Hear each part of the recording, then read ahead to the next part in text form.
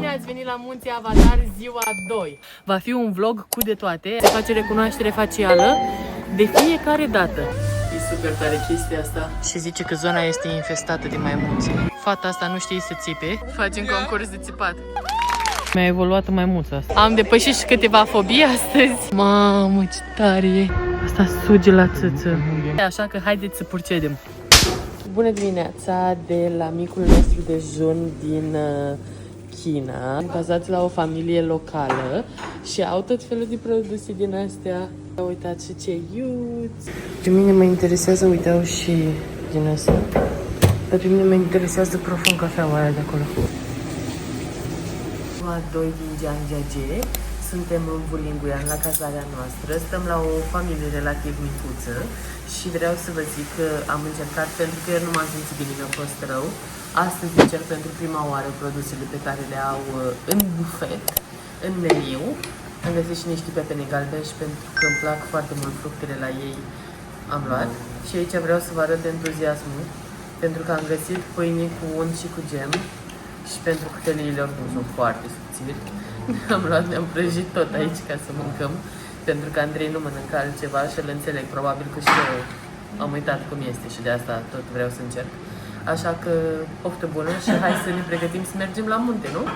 Am luat taxi către poarta de sud. Noi am stat chiar lângă poarta de est, Didi, care ne-a costat 40 și ceva de yuani. Am ajuns la poarta de sud. Noi am cumpărat biletele pentru poarta de est, intrare, cea care era lângă noi.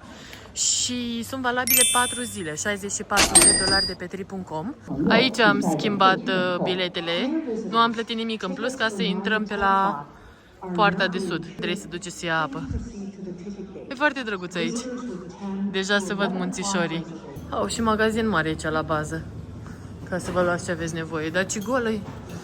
Azi e luni, mă! Yes! Ieri a fost duminică și a fost haos. Nebunii, dar acum cred că o să prindem mult mai bine. Uite ce nebuni au geci! Biletele la toate atracțiile turistice sunt pe baza pașaportului. Deci voi intrați la orice atracție turistică codat pe baza pașaportului și pe baza feței. Se face recunoaștere facială de fiecare dată.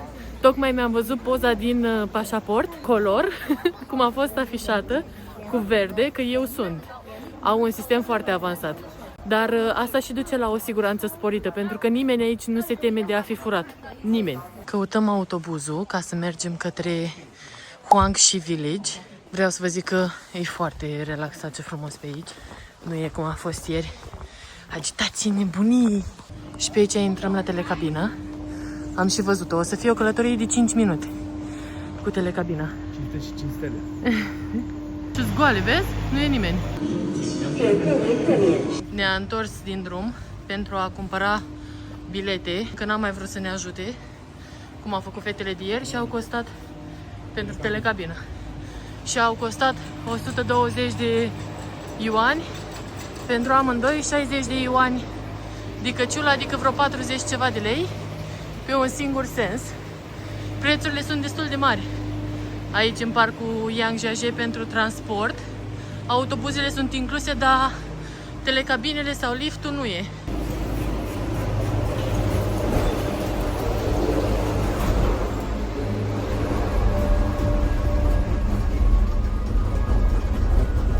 Am prins din nou un vlog, numai noi doi. E super tare chestia asta. 按国际标准修建。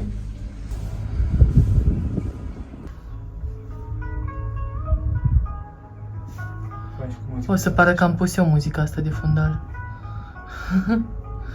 Dar chiar așa e. Da, e foarte special. Chiar e foarte, foarte special.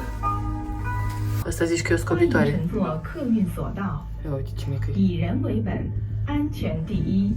箱蹲踏座椅，吊箱内禁止吸烟，请勿抛扔废弃物、搬展。 Pur și simplu 请您坐 incredibil. 稳扶好。吊箱减速进站后，请您带好随身物品，照顾好身边的老人、儿童及残障人士。 Peliștea de la Huangshi Village. Parcă aici chiar te poți bucura de ei. Comparativ cum era ieri, e lux pe aici. Aici se numește prăpastia celor 5 degete. Ia să vedem, cred că alea să le 5 degete. Da, alea sunt.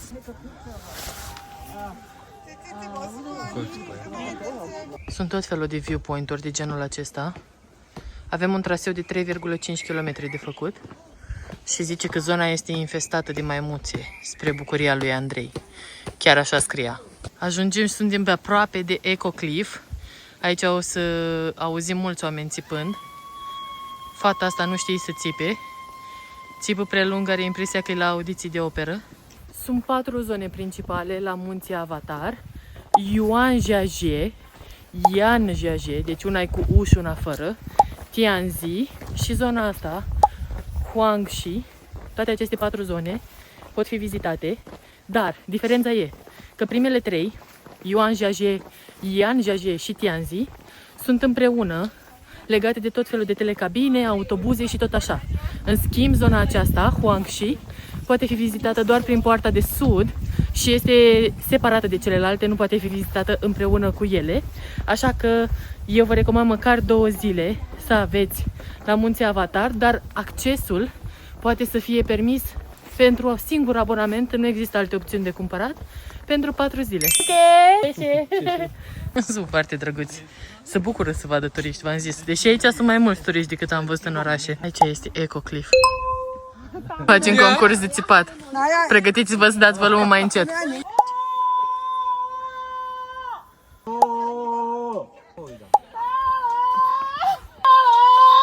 Haide, la urlă și tu. Scoate furia. Nu se aude. Cât țipă ăștia? Nu se aude. Cred că acolo jos.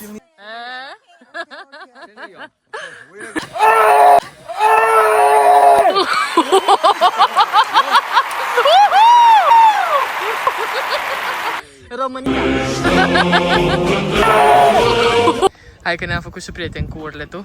Andrei a țipat ca Wukong. A vrut să le arate chinezilor să nu ne superi pe aici.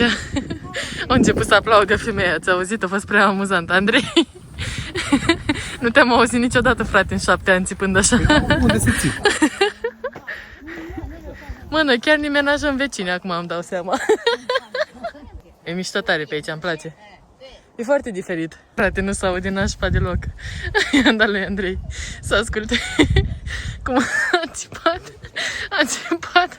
Gen, vă cuceresc teritoriu, așa a țipat.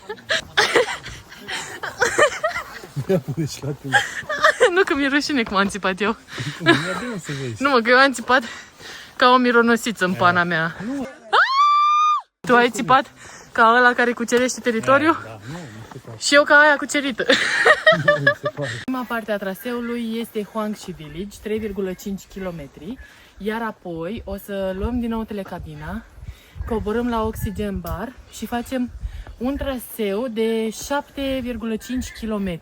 Se numește Golden Whip Stream, dar e diferit față de acesta pentru că aici sunt 3,5 km, dar mai ai trepte, mai ai de urcat, de coborât. Acolo, în schimb, ești la baza munților, este fix la parter și vezi de jos, o să fie un alt unghi. N-am mai văzut nicăieri numele ăsta. Maitreya Temple, în afară de Maitrei mă refer. Nu l-am mai văzut. Philosophic Theory Thinking. Aoleo. Platon. Kant. Calmați-vă, vă rog. Încet. N-am fost foarte bună la filozofie. Dar în viață e frumoasă machina. Chiar e. E o plimbare așa de relaxată și chiar ne-am relaxat aici la Zhangjiajie, în Wulingyuan. Faptul că n-am mai fost așa în oraș mare, chiar am simțit nevoia un pic de o pauză. Mi s-a părut bine gândit și pus așa cum am făcut itinerariul ca să avem aici aproape 3 zile o să avem complete, 4 nopți, ca să putem să ne odihnim puțin, pentru că eram obosiți de la agitația din orașe. Wild macacas are very cute. Da, chiar sunt cute. Au fost foarte multe indicatoare de maimuțe, dar n-am văzut nici măcar una. Și cineva este supărat acolo. Da.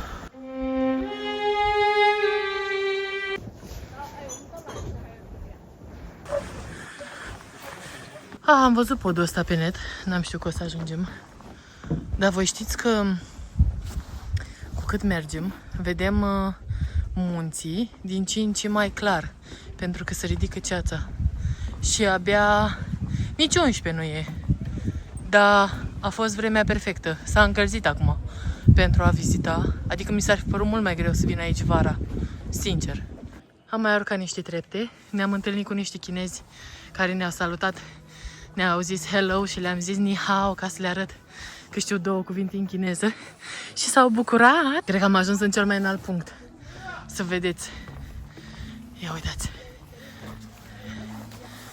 Ia. Wow. Ah, ce fain. E tare rău. E așa o platformă din asta.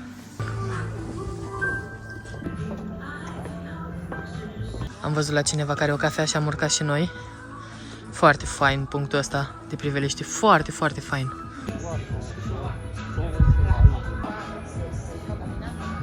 Și peste tot sunt băruleții din astea. Bine, acum sunt închise că e 11. Toalete, sunt tot felul de chestii și se poate peste tot plăti cu cardul. Uite, vezi aici ce de ghimbirau? Ia uite aici. Cred că e ceai de ghimbir ăsta, la cât ghimbir are. Și mănâncă castraveți așa, adică cumpără castravetele și mușcă din el pe stradă, gen ca snack. Uite, așa îmi beau eu cafeluța într-o zi de luni. Și noi acum facem un traseu circular, foarte ușor de făcut. N-aveți nevoie de ghid aici. Mergeți după indicatoare, în cerc și ocoliți tot platoul acesta superb. Doamne, și frumos. Eu și Andrei nu ne putem decide care e partea noastră preferată din traseu. Dacă ieri a fost mai mișto sau astăzi. Tot urcăm, tot mai vedem. Doamne, se vede și mai și vezi? Și uitați cum urcăm traseul, adică nu e accidentat, că nu poți să mergi, te cațeri pe stâncile astea. E foarte bine gândit. Am văzut și persoane în vârstă. Bine, sunt multe trepte acum, dar vă zic că am văzut. Și plus că voi puteți să urcați, vedeți priveliștea și vă întoarceți. Nu trebuie să faceți tot traseul dacă nu vă permite sănătatea, dar merită măcar să veniți să vedeți de aici, de sus, platoul. Nu, noi luăm telecabina înapoi. Miau! Am auzit că așa le fac ei și de asta am zis miau, miau. Și văd că reacționează. Miau, miau! Miau, miau! Am urcat 22 de etaje în total pe acest traseu. Am îngăiat 8 pisicuri aici. În timp ce... Unde e maimuța? Aoleu, ce m-a speriat. Aici e pisicuța. Și acolo e maimuțica. Tot întreabă oamenii care trec pe lângă noi și ne aud vorbind, ne întreabă rusă, toată excursia asta la Jiangjiajie, numai de rusă m-au întrebat. Și când le zic română, unii știu, unii nu, să știți, chiar sunt mulți care nu cred că știu de România, România, am încercat în toate modurile. Uitați ce frumos e acum la coborâre. Suntem în telecabină cu 2 oameni acum, nu mai suntem singuri. Am vorbit o grămadă cu 2 chinezi, un cuplu, de fapt bărbatul era mai vorbăreț, tot întreba câți ani avem, mi s-a părut tare că avea aceeași vârstă cu Andrei, dar am crezut că e mult mai bătrân, sincer, nu știu de ce, cred că erau genul ăla de oameni care au muncit trupește, mă refer. Am mers la magazinele de aici, de la baza telecabinei și am luat de mâncare. Mâncarea este ieftină, dar... Adică 35 de ioane au costat acestea două, adică aproximativ 22 de lei. Dar de obicei au condimente și de asta ne ferim să mâncăm. Dar ăstea mi s-au părut că arată bine, cel puțin cartofii arată super. Așa că hai să încercăm.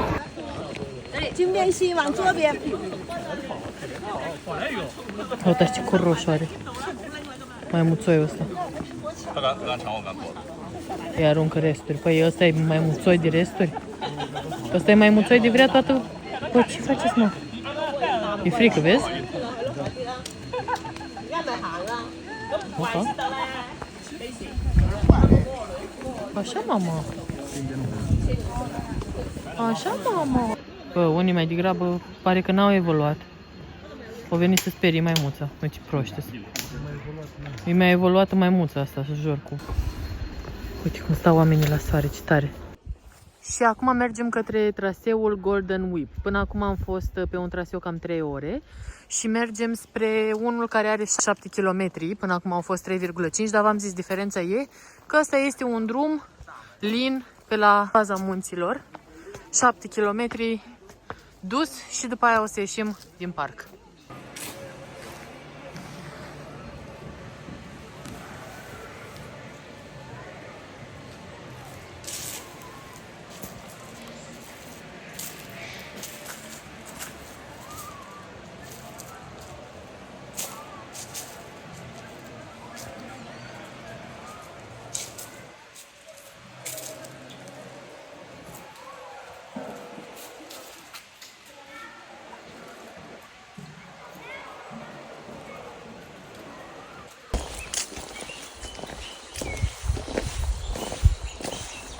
Am început traseul Golden Whip, o alee printre munți, la poalele munților. Doamne, ce-mi place că am prins frunzele astea de toamnă.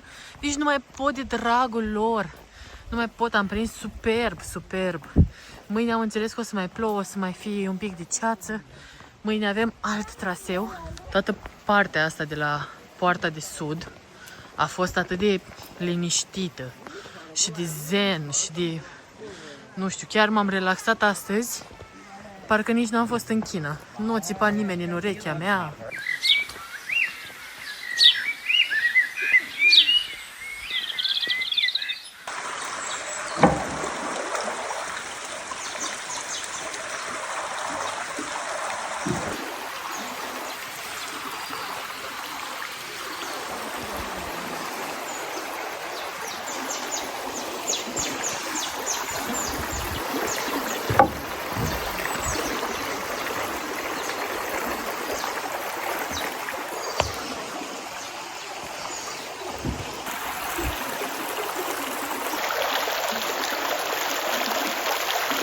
Mamă, ce tare e! Doamne, nu pot să vă arăt! Mă oftic, puteam să am orice cameră, orice, că n-aș fi putut să vă arăt. Cât e de mișto! Trebuie să veniți voi să vedeți cu proprii voștri ochi.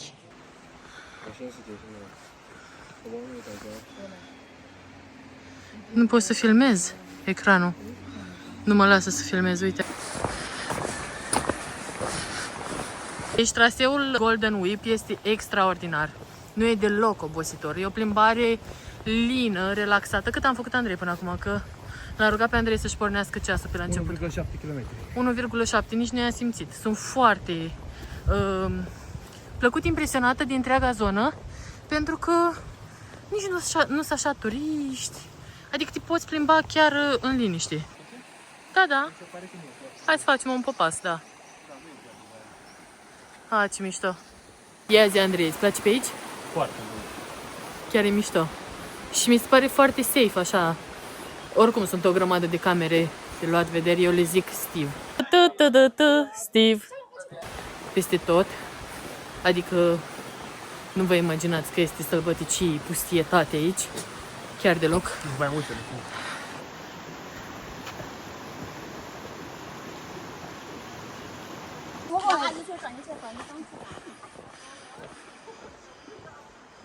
Tocmai am văzut cum niște maimuțe au atacat, au luat punga din mână la niște fete. Am băgat repede telefonul în buzunar. Ideea e că nu-ți fac nimica dacă n-ai nimic în mână și nu te uiți la ele așa. Nu trebuie să-ți arăți dinții. Eu sunt puțin speriată de ele, dar Andrei văd că nu, le iubește. Hai!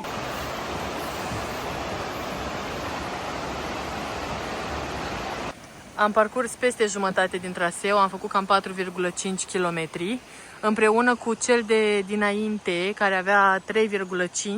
În total vom avea două trasee, 10,5 km, mă rog, plus opririle, ocol și așa. Pe aici nu sunt trepte, ăsta e un avantaj. Bine, mai sunt, dar puține. În schimb, este amenajat pentru persoanele cu dizabilități. Foarte tare. De exemplu, asta e o pistă pentru persoanele în cărucior.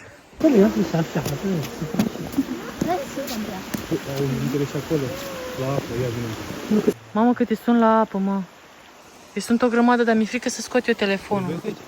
Uite aici, asta e unul. Uite ce mică-i. Au, ce rupe ăsta. Iar dă-te mine și de cum e de aici. Ah, uite. Uite de acolo, uite acolo. Ah. Vai, ce mic e ăla. Vai, Memo, uite-te. E cel mai mic. Hai că vine. Stai că vine. Hai.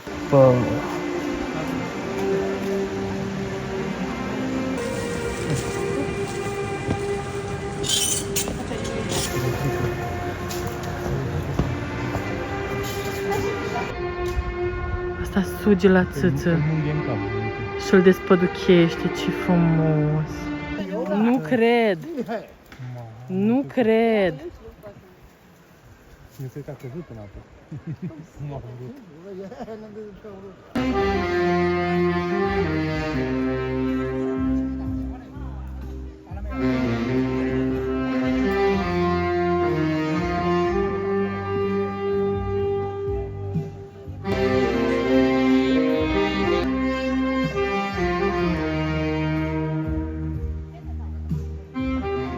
Nu crezi că e pe aici?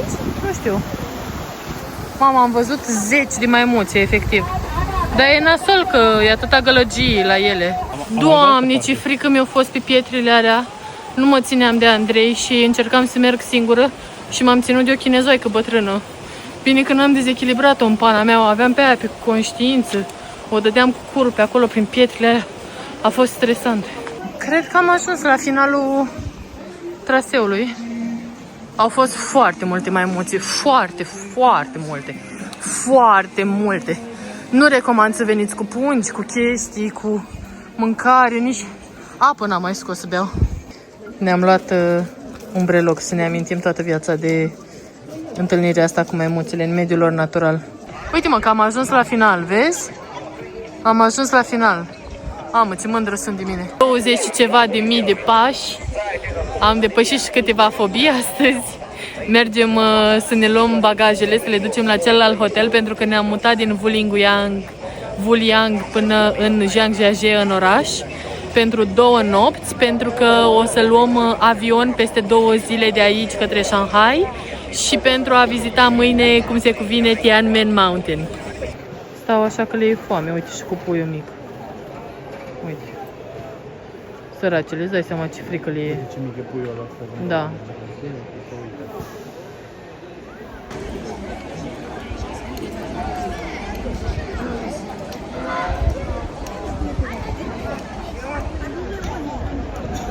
Mi-e milă de ele. E foarte milă de ele. Și de aici ieșim direct la poarta de est, adică la noi acasă. Ne luăm bagajul. Mamă, tu îți dai seama cât am mers? Da. Și acum un autobuz către poarta de est. Nu poți să nu fii sensibilizat de drama animalelor prin ce trec animalele din cauza noastră a oamenilor. Chiar nu poți.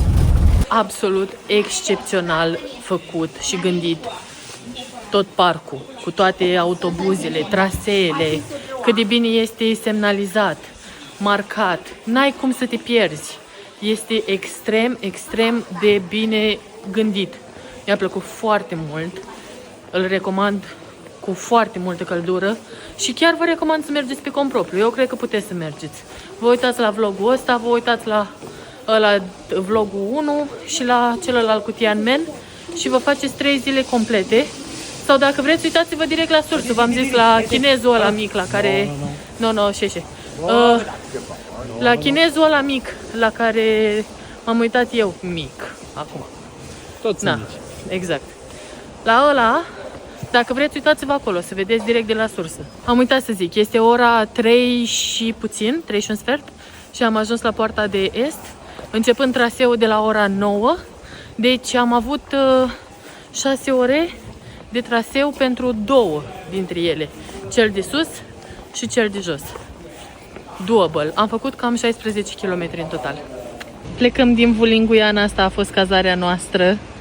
Aici am mâncat noi în prima noapte uleios și ni s-a făcut rău. Știu că nu o să mai vedem locurile astea niciodată. Dar mergem către Zhangjiajie, către următoarea cazare.